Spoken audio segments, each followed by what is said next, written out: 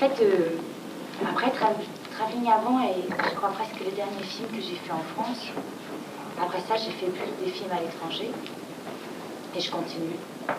Voilà, je continue à faire des films qui passent aussi dans des festivals en France, quoi.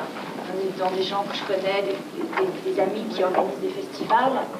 Mais ils ne sortent pas en France, puisque la sortie de films d'auteurs en France étrangers est extrêmement difficile, puisqu'il y a soit les Américains, soit les films français. Il n'y a pas une part très importante pour les films européens en France. Tu peux donner un exemple, peut-être? Un exemple, quoi? Un film à l'étranger que tu viens de tourner ou... Ah oui, j'ai fait par exemple un film au Canada qui à mon avis, sortira pas en France. J'ai fait un film en Espagne qui sort en Espagne et qui fonctionne très bien, qui sortira pas en France. Il n'y a pas d'acheteur en tout cas. Plus tous les films faits en Allemagne, en Suisse, enfin à droite à gauche, qui ne sont pas achetés en France parce que ça intéresse personne, quoi. Comme c'est des metteurs en scène, des jeunes metteurs en scène allemands, des acteurs allemands, personne ne les connaît, il faudrait faire un énorme travail de publicité pour faire rentrer 50 personnes. Et donc ça intéresse personne de faire ce travail-là, quoi. Vis-à-vis du film, on dirait que ça n'a pas beaucoup changé par rapport à Travelling avant. Il y a toujours le commerce, toujours le capital. Toujours... Ah non, les distributeurs indépendants ont de plus en plus de mal à survivre. Il y a de moins en moins de distributeurs indépendants. Et il y a de plus en plus enfin, il y a deux gros trusts en France qui sont Gaumont-Pathé et UGC par la France, je crois, ça doit être ça, et qui sont propriétaires de pratiquement toutes les salles à travers la France, donc ils ne distribuent que les films qu'ils ont achetés, et eux-mêmes sont trustés par des sociétés américaines, ce qui fait que s'ils veulent, par exemple, les derniers Schwarzenegger, il faut qu'ils prennent 25 autres films.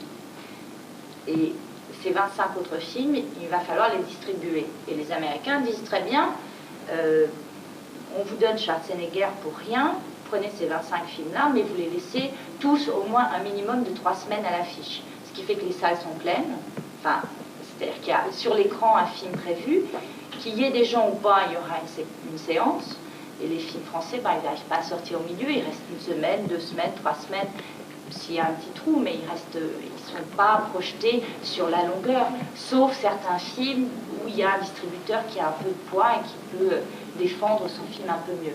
Mais en tout cas, en ce qui concerne Paris, les films français restent rarement plus de 2 semaines à l'affiche, sauf des grosses machines, quoi. Et c'est pas une question de nombre d'entrées, c'est juste une question de place, d'écran. On continue tout de suite.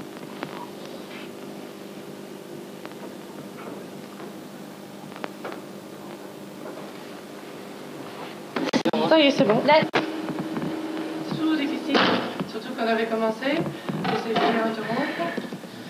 Comme vous voulez. Est-ce que le film a perdu en qualité en passant du format Super 8 au 35 mm, ou est-ce qu'il est resté tel quel? Non, c'était voulu, c'est-à-dire que je voulais... C'est un film, il faut que j'explique un peu l'histoire de ce film. Ce film a été commandé par le Festival de Cannes. Il m'avait demandé de faire quelque chose sur le mythe du festival. J'ai écrit un scénario j'avais envie de parler comme ça du cinéma et du Festival de Cannes et de la fabrication comme ça d'une star et du fait qu'on l'oublie, et ce que ça veut dire aussi pour un enfant, par exemple, le Festival de Cannes, enfin bon. Et j'avais envie aussi de travailler sur la pellicule, c'est-à-dire sur l'évolution de la pellicule. Donc je m'étais dit, je commençais en Super 8, faire du 16, c'est-à-dire que ce qui est bleu, c'est du 16 mm, la fin, c'est du 35, enfin, l'avant-fin, puis la fin, c'est pas par hasard que je filme une télé de dos, quoi, qui est l'évolution du cinéma, enfin non pas du cinéma, mais c'est la télé va remplacer les images du cinéma probablement dans pas très longtemps. Nous, on va vivre ça probablement. On ne travaillera plus bientôt sur le support film. Parce que la qualité de la bande vidéo devient telle qu'on n'en aura plus besoin et qu'on ira plus vite, ça sera moins cher et que bon, le cinéma c'est quand même une histoire d'argent aussi. Donc j'avais envie de faire une image la plus, entre guillemets, dégueulasse possible, quoi. Et donc voilà. Donc le Super 8 est granuleux exprès, quoi. Pierre, Angela, vous avez une question peut-être? J'aimerais savoir qu'est-ce qui vous a lancé dans le cinéma. Ce qui m'a lancé dans le cinéma, une envie très forte d'être comédienne. ça faisait certains. Je me suis tapé quand même des années à cogner aux portes et dire bonjour, je suis comédienne, vous n'allez pas m'utiliser. Les gens m'ont dit non, et puis un jour quelqu'un m'a dit oui. J'ai fait des courts-métrages, j'ai fait des films que personne n'a jamais vus, même moi d'ailleurs. Et puis un jour, eh ben, je sais pas, à force de traîner comme ça, Dominique Besnéard, qui était à l'époque le casting directeur le plus influent, m'a appelé pour rencontrer Godard. Le fait que Godard me choisisse a fait que tout d'un coup j'avais un crédit auprès des autres gens. Les gens se disaient, si Godard a choisi cette jeune femme, elle est forcément une bonne comédienne. Et puis après j'ai fait le film de Doyon. Le film de Doyon a eu un succès auprès de la presse tel qu'après ça j'ai enchaîné les films, quoi. Donc c'est vraiment le film de Doyon qui m'a permis de faire d'autres films après. C'est aussi ma volonté au départ qui m'a permis de faire le film de Doyon. Parce qu'entre le moment où je suis arrivée à Paris et le moment où j'ai tourné le film de Doyon, il s'est passé 5 ans. Comme ça, avec quel acteur vous avez préféré jouer? Avec un acteur que vous ne connaissez pas, qui s'appelle Jos de Pau, qui est un acteur flamand, qui est, avec tous les très grands acteurs que j'ai pu rencontrer, celui qui m'a le plus impressionné. Pourquoi? Parce que je crois qu'il a cette qualité incroyable, qui est qu'on n'a jamais l'impression qu'il travaille. On a toujours l'impression que c'est naturel, alors qu'en fait c'est un travail de titan derrière. C'est un acteur très particulier parce qu'il ne travaille qu'avec des gens qu'il connaît très bien. C'est-à-dire c'est jamais quelqu'un qui va aller faire un film d'un inconnu. Il travaille qu'avec des gens qui sont ses amis. Donc ça fait quelque chose d'un peu particulier comme carrière. Et c'est quelqu'un qui est d'une grande générosité, d'une grande... Il est capable de travailler avec n'importe qui et de le rendre meilleur. Meilleur en tant qu'acteur? Oui, c'est-à-dire qu'il donne tellement qu'on est forcément... c'est ce que disait un jour Mastroianni avait dit ça quand il était allé chercher la Palme d'Or. Il avait dit, oui mais vous savez, ok vous me donnez la Palme d'Or à moi, mais sans tous les comédiens qui sont autour de moi, qui m'ont donné extraordinairement bien la réplique, je ne serais pas aussi bien que ça. Voilà. C'est toujours interactif le travail entre comédiens. Il y a quelqu'un qui vous donne quelque chose, vous répondez à cette chose. Si celui qui donne est mauvais, vous serez mauvais aussi. Sabrina? Dans quel film avez-vous préféré jouer? Je sais pas. J'ai pas de film préféré en fait. Chaque film, je l'ai fait pour une raison. Parfois, j'ai fait des films qui je pensais seraient bien, puis ils sont pas bien.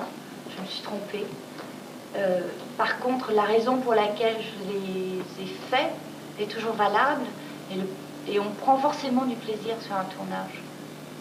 Alors, c'est pas forcément celui qu'on avait imaginé, mais on en prend toujours. Bertrand, qui tient la caméra, il peut parler quand même? Qu'est-ce qui va motiver pour faire Travelling avant?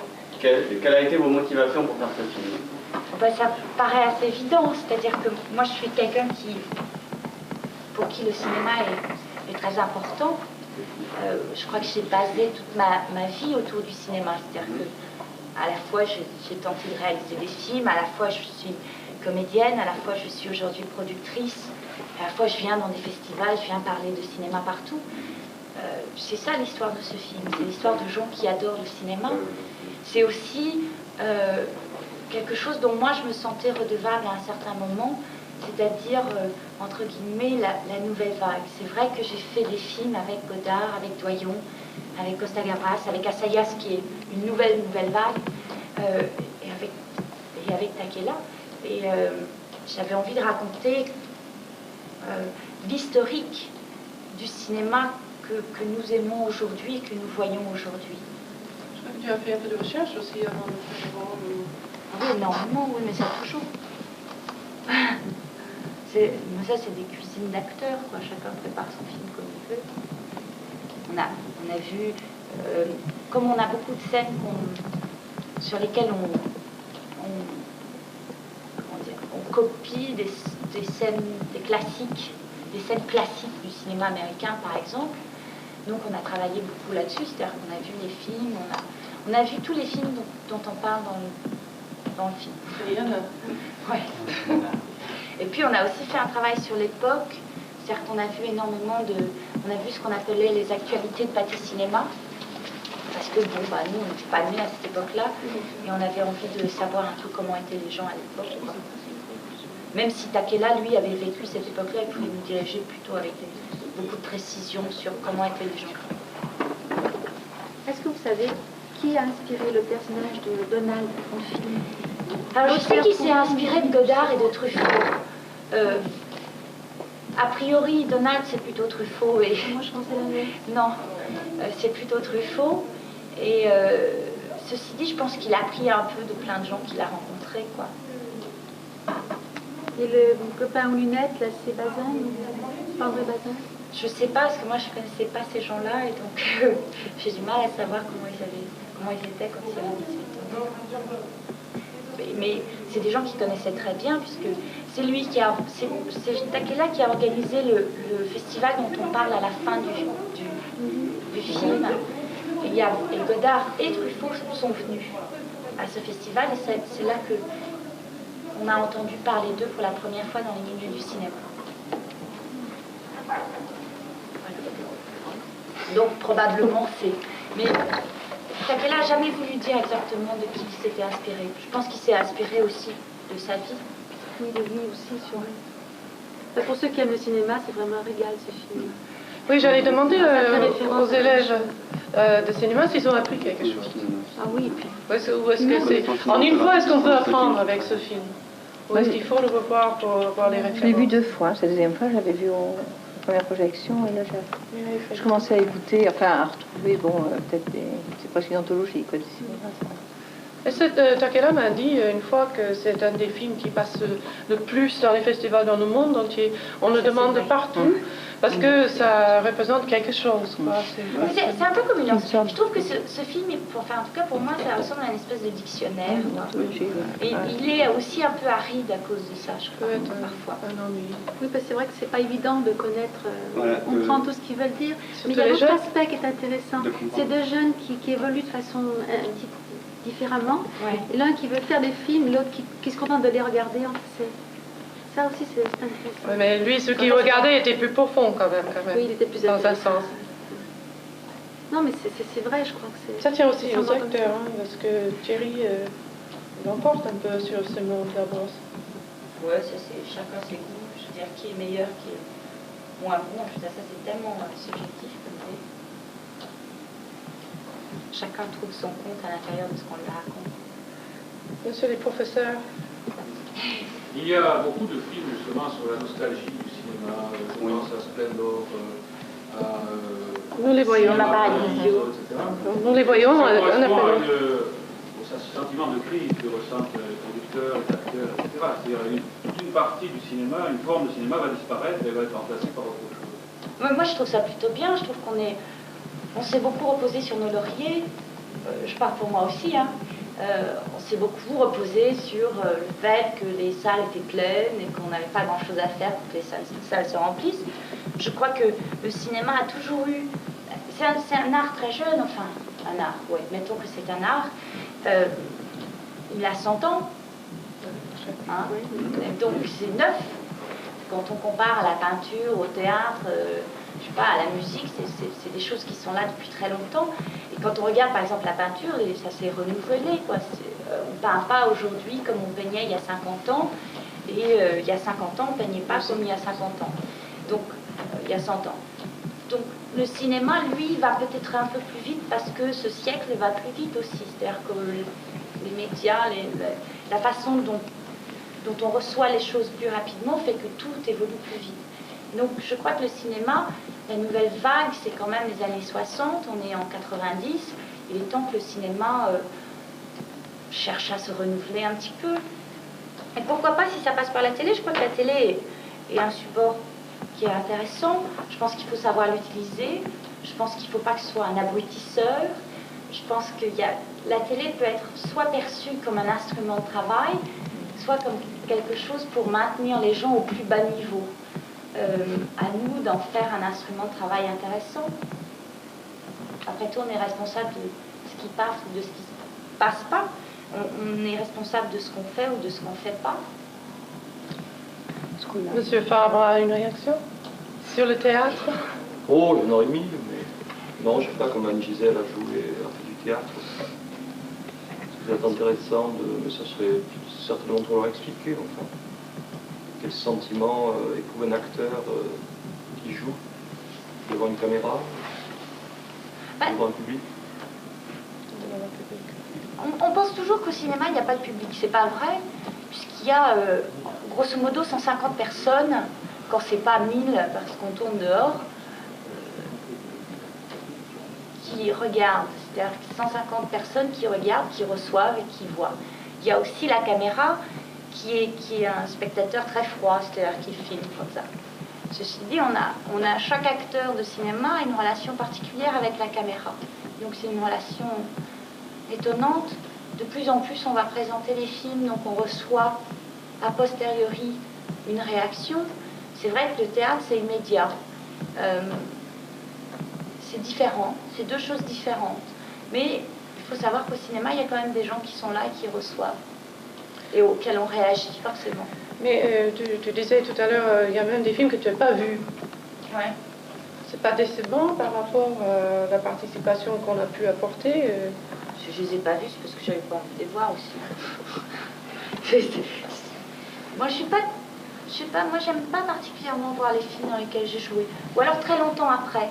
C'est-à-dire qu'une fois que j'ai oublié le tournage et les petites anecdotes comme ça de fabrication. Oui, parce qu'on se rappelle cette scène. Oui, voilà, cette scène, on a fait ça. J'aime bien voir ça plus longtemps, mais c'est vrai que... Quoi? Puis on se rappelle des tas de souvenirs qui sont, Absolument, oui. qui sont tout à fait étrangers au film. Oui, enfin non, qui ne sont pas étrangers au film, qui sont liés à la... Parasiter un peu la perception du film. De toute façon, quand on joue dans un film, quand on se voit soi-même, on n'a forcément pas la même perception que quand on voit un film qui nous est totalement étranger. Parce que bon, on a tous des choses qu'on aime bien, des choses qu'on n'aime pas de soi, et qu'on voit évidemment gros comme une maison sur un écran. Oui, c'est un beaucoup plus critique, j'ai l'impression, de ce qu'on a fait sur nous. C'est pas forcément critique. On a chacun de nous avons une perception de nous-mêmes qui n'est pas forcément la bonne. Et on est toujours très énervé par un certain nombre de choses quand on se voit. N'importe qui, quand il regarde une photo, se dit « Oh, finesse, mon nez, qu'est-ce qu'il est moche !» Je veux dire, c'est pas lié spécialement au fait d'être acteur. Alors, les metteurs en scène aiment en général nos défauts plutôt que ce que nous considérons être nos qualités. Alors les jeunes là qui sont restés, je suis contente que vous soyez restés. C'est pour parler, c'est pour Il y a un entendre. monsieur qui a quelque chose à dire. C'est vrai? Moi, je voulais les demander, si vous aviez un film comme ça à refaire, retraçant le cinéma et la vie des acteurs, quels seraient vos films quels seraient les films dont vous n'oublieriez certainement pas de faire référence? C'est-à-dire, quels sont vos films préférés? À moi? Oui. Quels sont les... Non, mais... Mais moi, je connais pas le cinéma, attention. Rapidement, je dis. Moi, j'ai pas la culture de Takela. En plus, moi, je suis pour rien dans ce scénario-là. C'est un scénario qu'on m'a donné, j'ai dit oui, et puis voilà. Donc, je suis pas responsable de ces films-là. Il est fait dans ce film des références à de très grands films comme Oui, mais moi, Paradis, je les avais jamais vus, moi, avant. Ah, d'accord. Moi, je les avais jamais vus.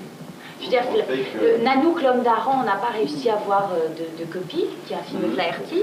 Je l'ai jamais vu et je l'ai toujours jamais vu. Enfin, je l'ai toujours pas vu, quoi. Donc, moi, je peux parler sur les films de ces 20 dernières années, parce que grosso modo, ceux-là, je les ai vus. Quels sont mes films préférés? Comme ça, à brut pour point, c'est toujours terrible, ça. Non, mais c'est pas... C'est une question piège. Ouais, c'est pour Ou ça. metteur en scène, peut-être que on a fait ça, je sais pas.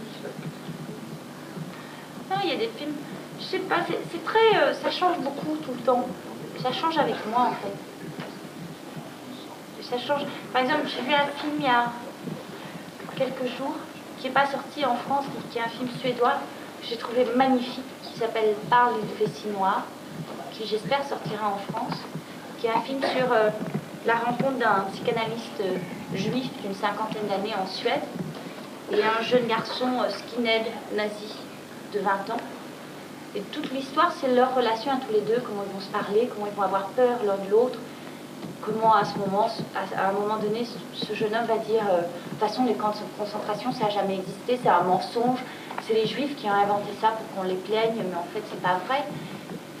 Ça se passe en 1992, on a du mal à croire qu'il y a quelqu'un qui pense sincèrement que ce genre de choses est vrai. Pourtant, lui, à ce moment-là, le pense. J'ai jamais réussi à savoir si le garçon qui joue le skinhead est un skinhead ou si c'est un acteur. En tout cas, il fait ça avec brio, ça doit être difficile à jouer soi-même. Ça, c'est un film qui m'a beaucoup touchée parce que, d'abord, il est remarquablement bien filmé. Les Suédois. Et puis, il est intéressant parce qu'il prend parti ni pour l'un ni pour l'autre. C'est-à-dire que ce psychanalyste juif a des moments où il est très très irritant. On se dit quel con celui-là, c'est pas possible. L'autre, pour des raisons évidentes, quand il est en train d'assassiner un type qui lui a rien fait, on a envie de... et en même temps, on sort de là en se disant, c'est pas si évident que ça de juger quelqu'un. Et moi, c'est un propos qui m'intéresse. Par exemple. Ça, c'est plus un film politique qu'un film en soi, mais il se trouve qu'il est remarquablement fabriqué aussi. On guettera.